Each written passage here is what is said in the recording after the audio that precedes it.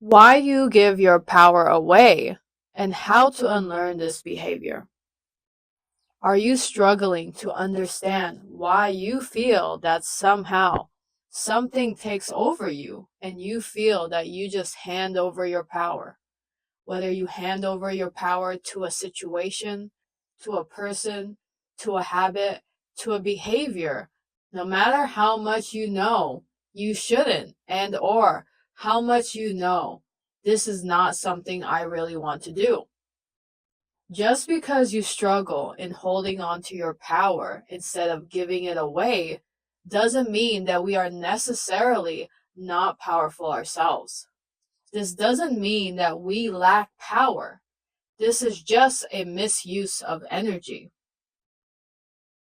Sometimes we think to ourselves that we are weak and or not powerful because we have this habit, this behavior to give our power readily, easily to another, to a circumstance. And so we continue to this cycle, this pattern of behavior of giving our power away. And in turn, when we do so, we put ourselves down in that process. We talk to ourselves negatively because deep down we were aware that we actually should have held on to our power in that situation. You may look at yourself objectively and feel and know that individually you are a powerful person. You are someone who stands for yourself, your individuality. You are a person who have a strong sense of personal power, a strong sense of independence. But yet sometimes you find yourself being a little too lenient when normally you are not. Many times this usually happens when you start incorporating other people and or dealing with other energies besides your own. You get caught in that moment of time and as if you almost can't remember your personal boundaries and or your own thoughts.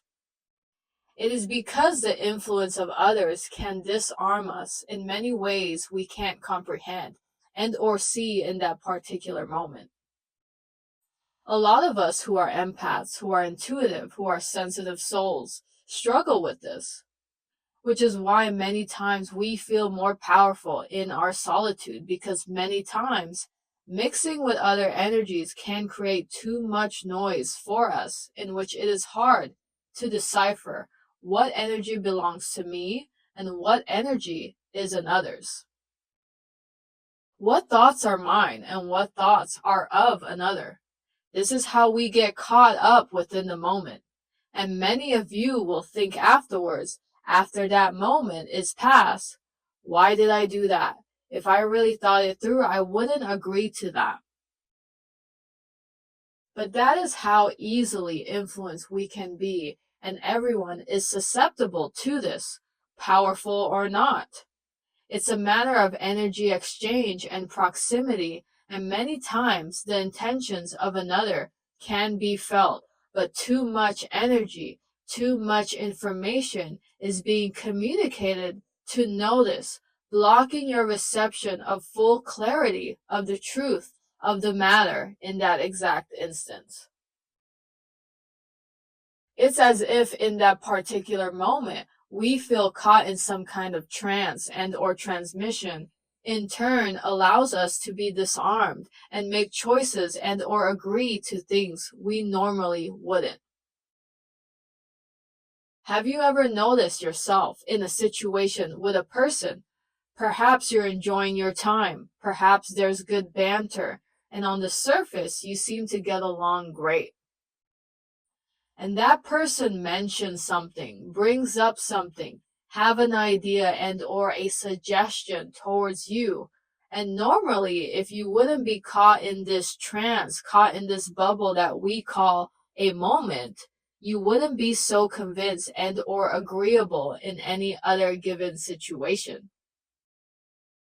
But because in that moment the energy exchange interplays with one another and many times over, that other person's intention may be caught by our subconscious mind.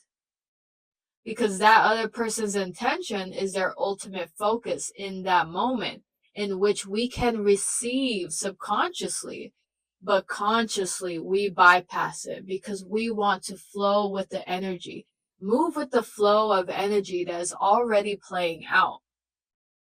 And this is especially for my feminine energies out there. When we are relaxed, all we want to do is flow. We want to be and play in our energy once we feel we can, because so much of the energy external of us demands us to be more guarded, more in our masculine. And many times it's like we don't want to disrupt that energy flow if it's leading in a certain direction, because on the surface, we feel good. We are having a good time, even though our subconscious already picked up something, in which in the moment we are bypassing because things are happening too suddenly to question what we are feeling deep down. In simpler terms, too much information is being received in the moment. Therefore, we can misread, misinterpret the energy, and agree to give our power away in the moment. Especially if it's within an environment that a lot is going on around you, a lot of noise surrounds you. We can usually pick up on things more easily when we have more focus, more concentration, more quiet, more solitude. Our focus is more inward. But in certain environments, there's not much of that available to us. Therefore, this is what we must do to unlearn this behavior pattern by creating that space for ourselves. So we must create it ourselves, create a pause, create a moment of solitude, pull back your energy, pause or quiet yourself to digest information that is received versus going back and forth in energy exchange without fully comprehending what is going on around you and within you. Similar to the notion we hear, respond, not react, because a reactive action comes from impulse, comes from fast action, whereas responding comes from inner reflection, from inquiry, whether that's an external inquiry or internal inquiry, depending on the circumstances. To avoid giving away our power so easily is to understand the influence. What is the influence here? What does this influence want out of me? And do I want that as well in this situation? Or am I being influenced to want what the majority wants for whatever agenda they have? It will take practice and conscious effort to unlearn this behavior of giving our power away in situations that can easily influence another. Because remember, subconscious means something is not within our awareness. So in order to work upon our subconscious patterns and behaviors, we first must bring that to awareness, up to the surface to be dealt with in order to create change. It doesn't matter if you perceive yourself as strong, powerful, or not. Everyone has a moment of weakness where we may become vulnerable and or be in situations where we are more trusting. Congratulations, you are a human being. Do not become overly critical on your mistakes. But it is important in these moments to make that conscious effort, to step back, to pull back, to digest, to identify the influence. When we get the sense where we may be receiving some type of influence upon us. And this may be difficult to do when people are more persistent, when the energy is more pushy. When you notice the energy is trying to get you moving, that in itself is a sign of caution, a sign to question. If you find yourself hard to decipher and or discern for yourself in any type of influencing circumstance, a simple thing to always remember is you do not owe anyone an instant answer, decision, or explanation. Avoid speaking before you are ready just to speak. Be comfortable in the pause because your influence may not be, and that can work to your advantage.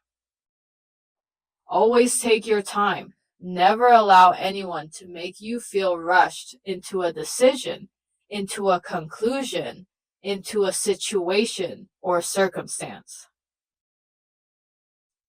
Thanks for listening and receiving this message. Please take what you need and let go of the rest. Please support in any way you can. Like, share, and subscribe to this channel. If you're interested in working with me as a life coach or need more information, please email me. My email is down below, and I wish for all to find what they're seeking.